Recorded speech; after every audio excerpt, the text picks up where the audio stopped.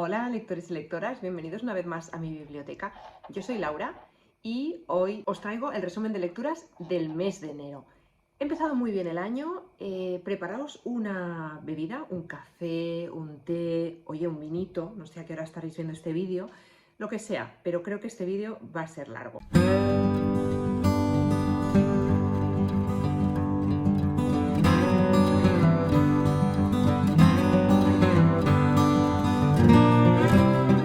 Muchas gracias por ver este vídeo, gracias por estar ahí, los que siempre estáis, y si hay gente nueva en este canal, que creo que en estas últimas semanas ha habido gente nueva, bienvenidos. Yo soy Laura, hablo de libros en este canal, leo muy variado, así que aquí podéis encontrar pues lecturas muy diferentes, seguro que alguna se ajustará a vuestros gustos, espero que así sea. Normalmente subo un vídeo al mes porque no me da la vida para más, pero me comprometo a hacer un vídeo al mes haciendo un resumen de mis lecturas mes a mes. Lo hago casi para tener yo un recuento, pero además, si os sirve a vosotros como recomendaciones, pues estoy feliz. Y si además en vuestros comentarios, que siempre lo hacéis, me recomendáis cosas nuevas que tengan algo que ver con lo que he leído, o no, o al revés, que no tengan nada que ver para salir de mi zona de confort, pues encantadísima también. Vamos a empezar porque este mes de enero he leído 5 novelas. Es verdad que alguna ha sido muy cortita, pero bueno, 5 novelas está muy bien, variadas, y quiero empezar ya porque si no creo que el vídeo se va a hacer muy largo. Empecé el año con una lectura que ya tenía comenzada en el mes de diciembre, empecé pues hacia finales de diciembre con esta novela que es Tata, de la autora Valérie Perrin. Es una autora francesa que yo no conocía, por lo visto es una autora súper conocidísima en Francia, es una de las autoras más leídas actualmente. Además de novelista, es guionista y fotógrafa en rodajes, está casada con un cineasta también y ellos colaboran en sus películas. Y esto también va a ser muy importante para la novela que vamos a comentar. Como os digo, es Tata, que se publicó el año pasado, en 2025. Está editada en español por Duomo Ediciones y tiene unas 600 páginas, más o menos. ¿De qué va Tata? Bueno, pues tenemos a Agnes, o Agnès, yo la voy a llamar Agnes.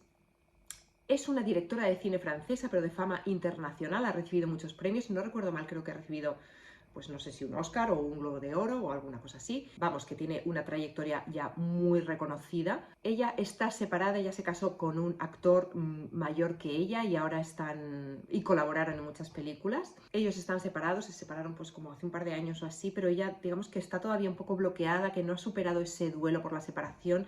Tienen una hija en común.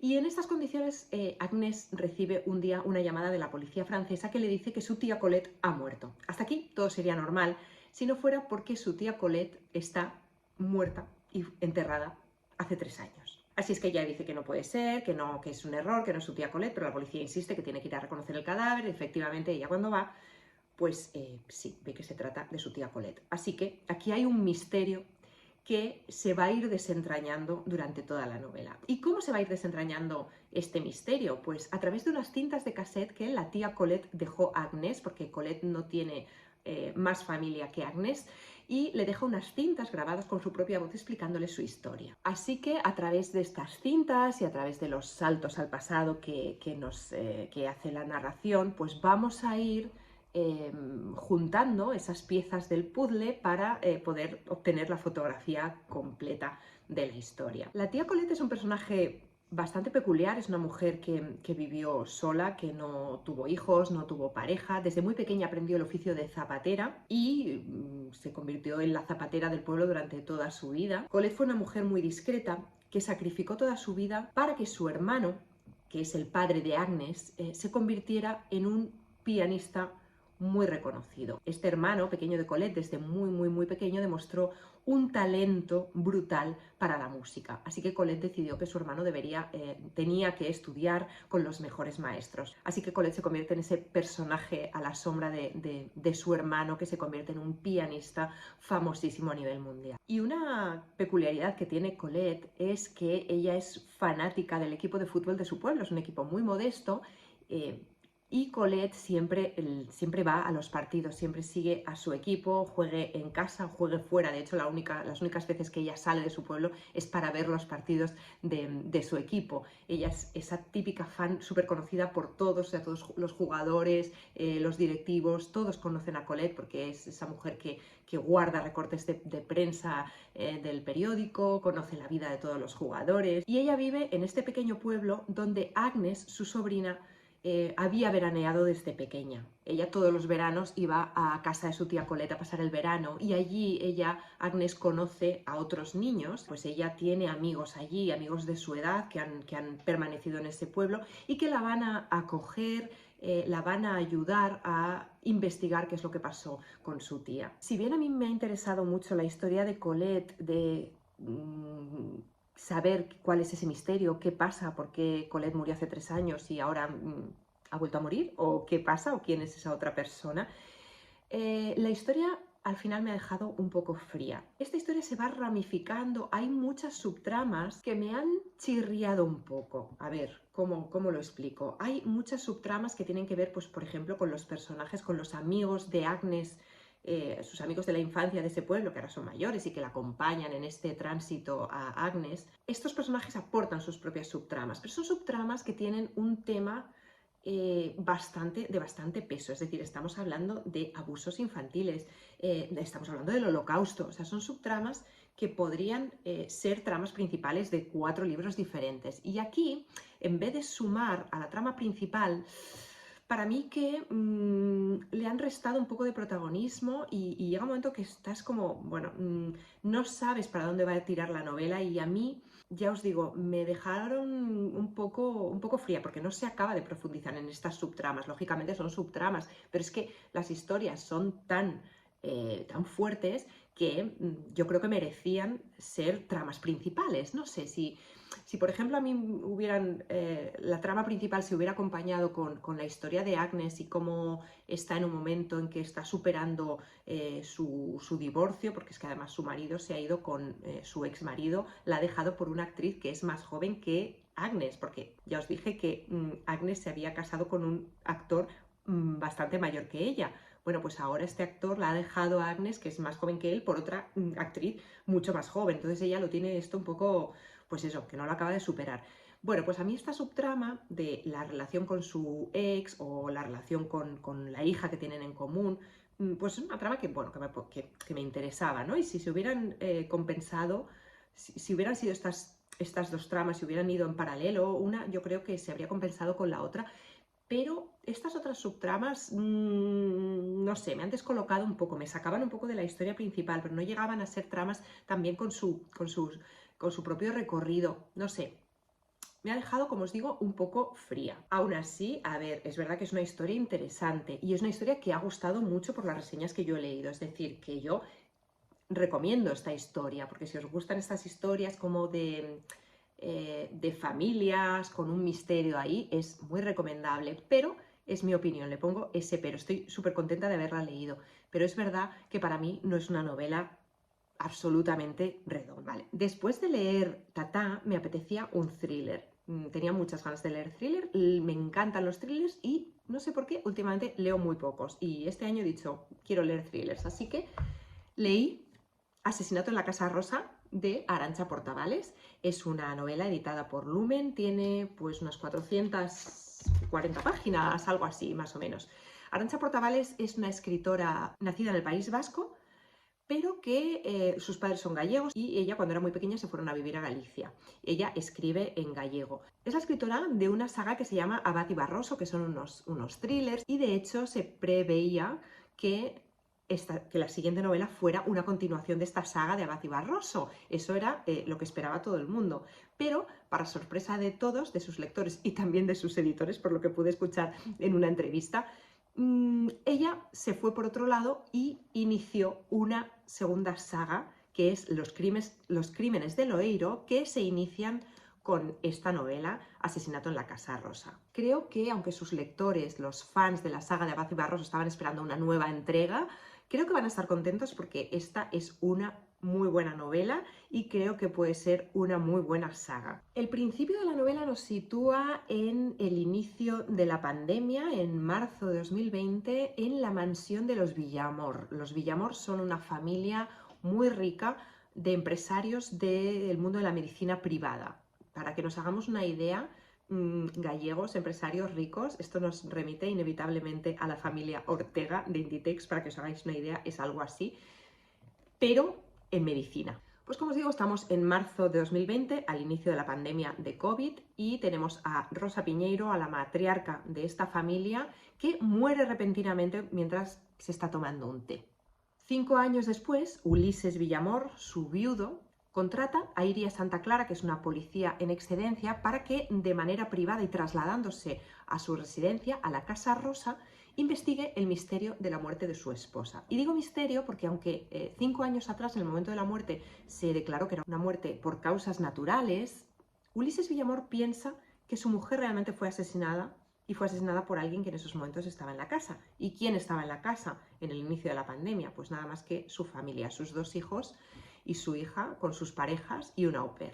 Iria Santa Clara está de excedencia de la policía para cuidar de su marido, que ha tenido un problema de salud, y Ulises Villamor le ofrece su ayuda. No olvidemos que es un empresario de la medicina privada con un montón de recursos, así que Iria no puede rechazar esa oferta y para allá que se va a la Casa Rosa a resolver este misterio. Para ello no va a estar sola, va a contar con la ayuda de su ex jefe en la policía, que es César Araujo, que es un policía que ya está jubilado, y entre los dos, que tienen una relación muy especial, muy bonita, van a intentar resolver este misterio. Pero también hay otro personaje que tengo que decir que es el gran personaje de la novela, que es una mujer, que es una vecina de los Villamor, que es la típica cotilla que siempre está espiando como la vieja del visillo ahí a ver qué pasa afuera. Esta mujer, la Gestapo, es un personajazo. Espero que en los siguientes libros de los crímenes de Loeiro siga saliendo porque ha sido como la sorpresa. Es una antigua maestra del pueblo, jubilada, que lee muchas novelas de misterio, entonces ella sabe tanto de resolver crímenes casi tanto como los 2 policías, así que entre los 3 van a formar un equipo que garantiza el éxito de la operación. La verdad es que los personajes de esta novela son muy reales, o sea, la autora hace un muy buen trabajo de creación de personajes, son personajes que te los crees.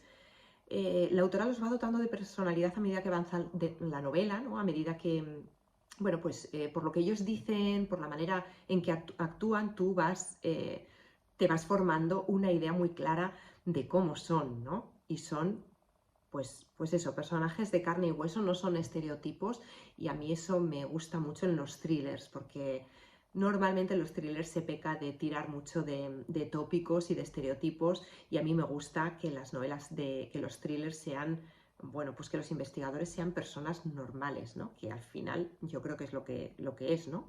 Este libro creo que va a gustar mucho si os gustan las novelas de misterio tipo Agatha Christie, que al final esto es como un misterio casi como de habitación cerrada, con una mansión, con personajes muy ricos y con ese salseo que hay en esas familias ricas, y que en los que, bueno, vas viendo además que todos tenían alguna razón para matar a esta señora. Bueno, pues como os digo, no os puedo recomendar más Asesinato en la Casa Rosa si os apetece un thriller que enganche, pero es verdad que es un libro que tiene capítulos cortos en los que al final siempre hay un gancho. O sea, tú cuando acabas un capítulo quieres leer otro porque es que te deja con la intriga.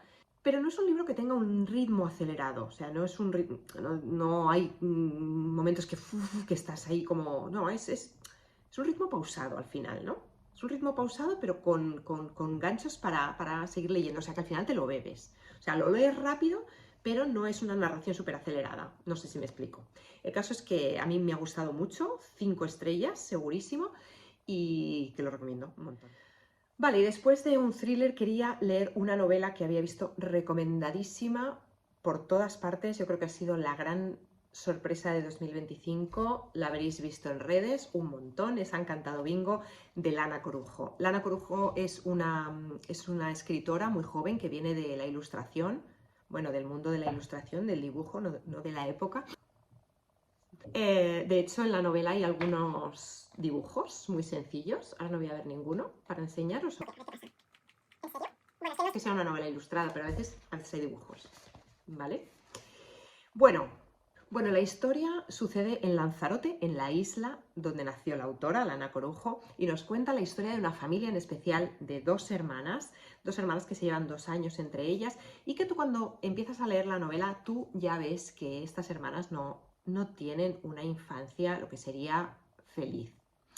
A ver, no hay nada muy heavy, no hay nada grave, no estamos hablando de que haya abusos o violencia o algo así, pero sí que empieza la novela y las niñas están jugando en un ordenador porque sus padres están en el bar, y a partir de ahí hay muchas referencias al bar. Los padres, es como que, no sé, tampoco dice que los padres sean muy jóvenes, no sabemos la edad, pero da la impresión de que son padres jóvenes que no, que quieren, o sea, que no se preocupan demasiado por sus hijas, o sea, que no quieren dejar de hacer su vida, de disfrutar, pues eso, de los ratos en el bar, de beber. Ves que las niñas pues también imitan a los padres intentando hacer como que fuman o que beben, no sé, tú ves cosas que dices, ay, voy a sufrir, ¿no? No es, como digo, algo muy grave, pero tenemos después a la abuela, que la abuela hace lo que puede. Ellas pasan mucho tiempo en casa de su abuela, y además estas dos hermanas tienen como una tradición, un juego que consiste, bueno, pues que en llegar hasta un volcán que le llaman el ahorcado, que está enfrente de casa de su abuela, corren hasta allí. Bueno, es un juego que ellas lo explican y que es como su juego de hermanas. ¿Qué pasa aquí? Bueno, pues pasa que va a suceder una cosa que tú... O sea, la historia está muy fragmentada a nivel temporal, hay muchos capítulos y muchos saltos adelante y atrás. Y como hay muchos saltos adelante y atrás, de repente, cuando estás ahí adelante, dices, uy, ¿qué pasa? Porque aquí, en algún punto entre el principio y aquí, ha pasado alguna cosa, ha pasado una cosa que no, tú sabes lo que es, pero no sabes cómo ha pasado hasta que llega el capítulo en el que te lo cuentan. Vale, esta cosa que pasa va a cambiar la dinámica familiar, la dinámica entre las dos hermanas, evidentemente, y no quiero, bueno, es que es muy fácil destripar la historia. Entonces, bueno, simplemente deciros que esta historia habla de relaciones familiares, entre hermanas, habla mucho del vínculo de las hermanas, entre hermana mayor y hermana pequeña. Se habla de culpa, se habla de duelo, de amistad también, y es una novela triste, pero de esas tristes pero luminosas, de alguna manera, ¿no? Es que es para leerla, es que es para leerla. A ver, yo os digo ahora mi opinión. Empecé esta novela con unas expectativas altísimas, porque es que miréis por donde miréis en redes sociales, vais a ver que todas las críticas son maravillosas, todo el mundo habla muy bien de esta novela. Y a mí me gustó mucho, pero, y aquí es donde viene la opinión impopular, quizá.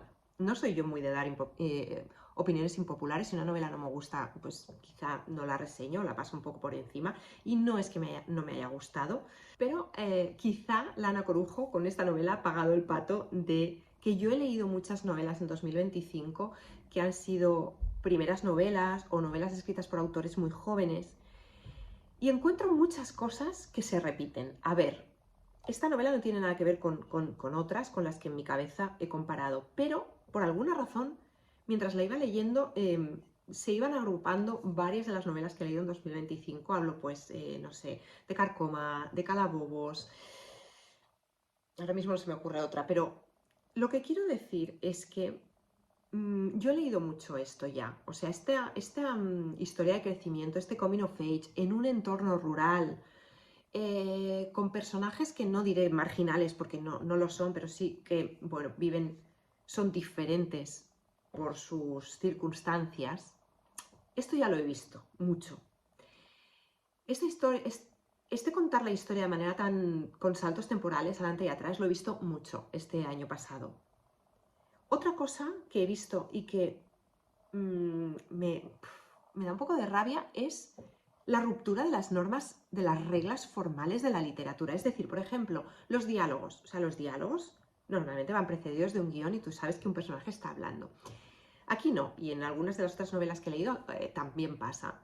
Aquí los diálogos están integrados dentro del mismo párrafo descriptivo, a lo mejor te lo ponen entre paréntesis, o en cursiva, o entre corchetes, o... Vale, yo ya sé que está hablando un personaje, pero ¿por qué hacemos esto? No lo sé. O sea, a lo mejor estoy hablando como si fuera una vieja súper conservadora y no me considero así, pero ¿por qué este afán por la ruptura de las normas? Además, cuando es una primera novela, ¿no? Yo soy de las que piensan que, o sea, que las normas hay que conocerlas y hay que usarlas para después romperlas, pero no sé si me estoy explicando lo que estoy diciendo. Y después hay una cosa que no me gusta que hagan conmigo y es que apelen directamente a mis sentimientos, a mis emociones de una manera tan directa. Quiero decir, a mí me encanta emocionarme y me emociono con muchas historias y cuando la historia es buena y está bien escrita, yo suelto una lagrimita encantada de la vida y me gusta y soy fácil también para eso. Pero me da la sensación de que este libro pretende llevarnos a ese terreno de la emoción. O sea, creo que la autora quiere deslumbrar más que profundizar en un tema. Me ha parecido eso. Es mi opinión. Y sigo diciendo, es una muy buena novela, por favor, leedla, porque es que es buena, pero no sé si ha pagado el pato de eso, ¿no? Como os decía, de haber leído yo muchas cosas más o menos parecidas este año pasado y pues ha sido como que he dicho, ya, basta, basta. Ya os digo, es mi humilde opinión y vengo aquí a recomendar novelas y las sigo recomendando, ¿eh? Pero ahí está mi opinión para quien la quiera y no sé si alguien la compartirá, pero ahí la dejo. Una autora a la que me apetecía mucho leer, aunque ya había leído alguna cosa de ella, pero es muy prolífica y tiene un montón de novelas y dije, va, venga, una novela cortita, un domingo por la tarde. Me leí Cosmética del enemigo de Amélie Nothomb. Es una novela, nada, 100 páginas, editada por Anagrama, como todas las novelas de Nothomb. Esta historia está situada en la sala de espera de un aeropuerto donde un empresario, Jérôme, está esperando a su vuelo que ha sufrido un retraso y él está a punto o empieza a leer un libro y de repente se le acerca un desconocido que empieza a hablarle. A Jérôme no le hace mucha gracia porque él está con su libro, no tiene ganas de hablar con nadie y este señor es un pesado. Insiste en que quiere hablar con él y se inicia como un diálogo así como con mucha ironía en la que Jérôme le está diciendo es usted un plasta, déjeme en paz, ¿no? Pero el otro no se da por vencido, insiste, hasta que a Jérôme no le queda más remedio que escucharle. A partir de aquí, este desconocido que se llama Textor Texel empieza a contarle su historia y ya no puedo decir más porque es que es una novela muy corta y lo que le cuenta es, bueno, pues el meollo de la cuestión. Y la gracia, además de la novela, es dejarse sorprender por esta historia que le está contando este señor a Jérôme.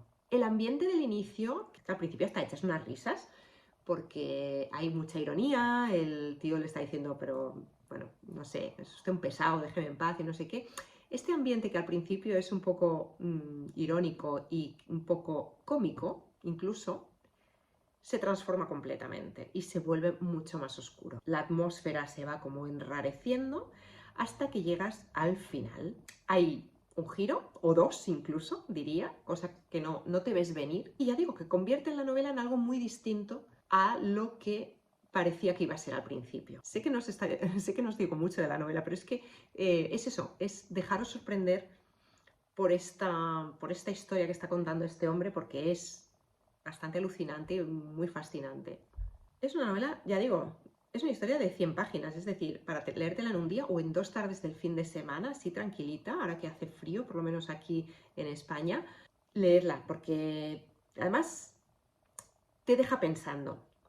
Luego entiendes un poco el título, porque cosmética, pues tú piensas que es como, no sé, la cosmética la tenemos muy asociada a las cremitas, pero la cosmética tiene que ver con el cosmos, es como la oposición al caos, y este hombre, pues bueno, lo que nos explica nos va a hacer entender un poco también todo el título. No os digo más, Amélie Nothomb es una autora que gusta mucho en general, que tiene historias muy sorprendentes, y esta es una historia que vale mucho la pena.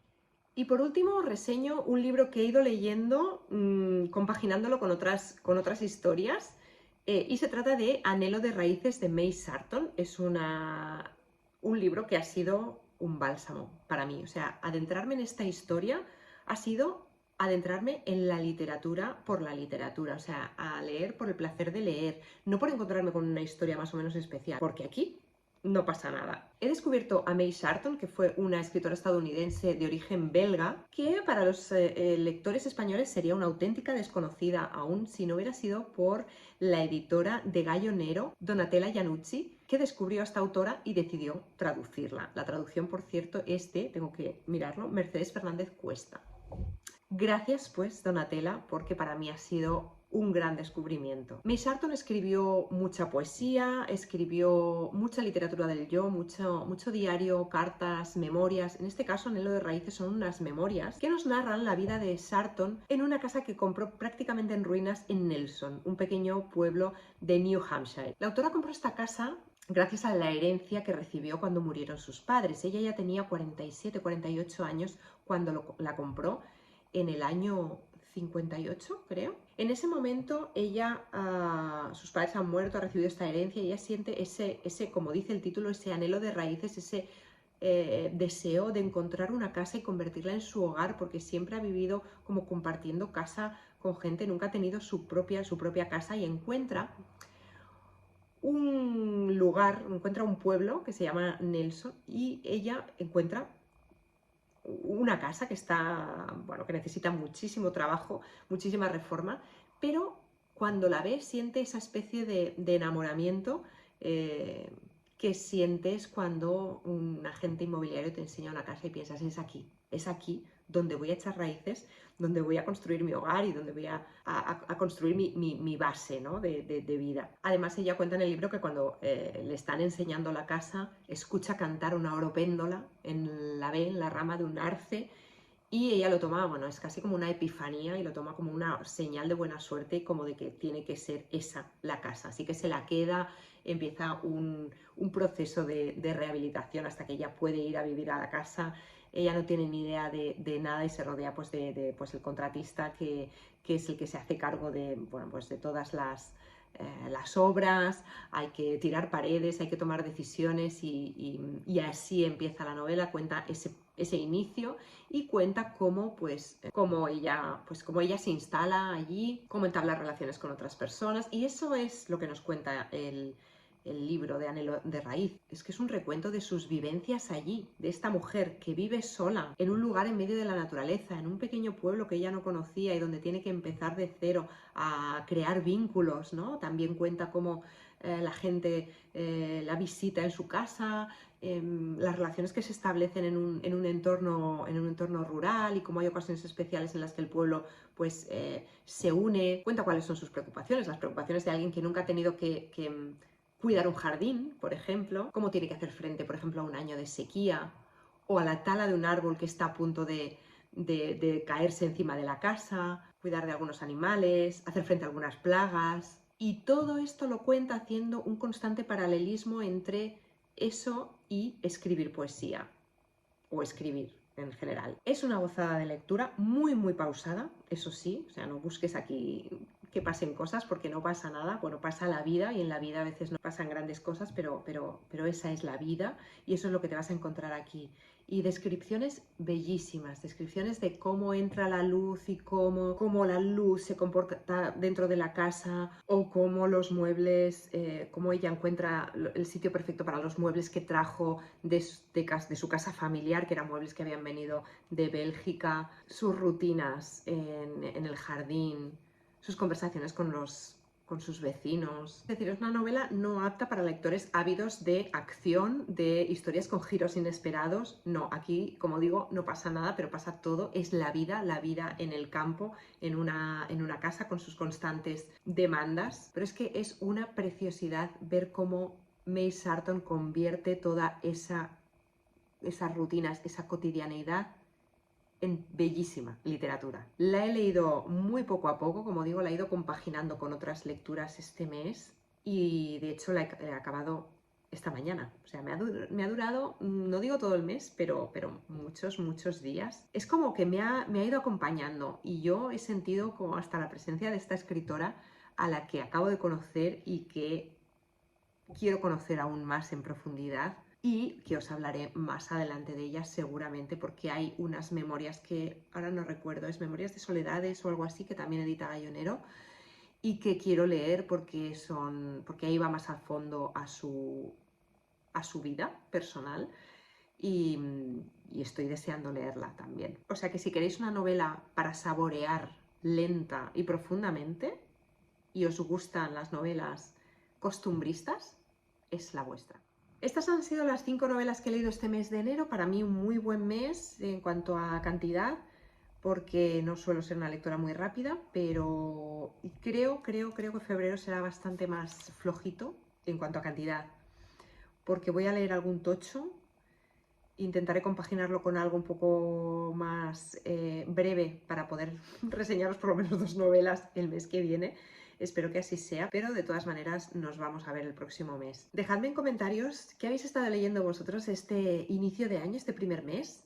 Recomendadme cosas. Más novelas de Amélie Nothomb. Contadme si conocíais ya la historia de May Sharton. Contadme qué os parece Ha encantado Bingo, cuáles son vuestras opiniones. No sé si encontraré a alguien que tenga más o menos estas mismas sensaciones. Recomendadme por favor thrillers buenos, que este año quiero leer mucho thriller. Y nada, que espero que tengáis un mes de febrero maravilloso lleno de buenas lecturas. Y hasta aquí el vídeo de hoy. Espero que os haya gustado. Si es así, dadle un like. No olvidéis suscribiros al canal. Me encanta leeros. Dejad vuestros comentarios. Nos vemos en el próximo vídeo. ¡Felices!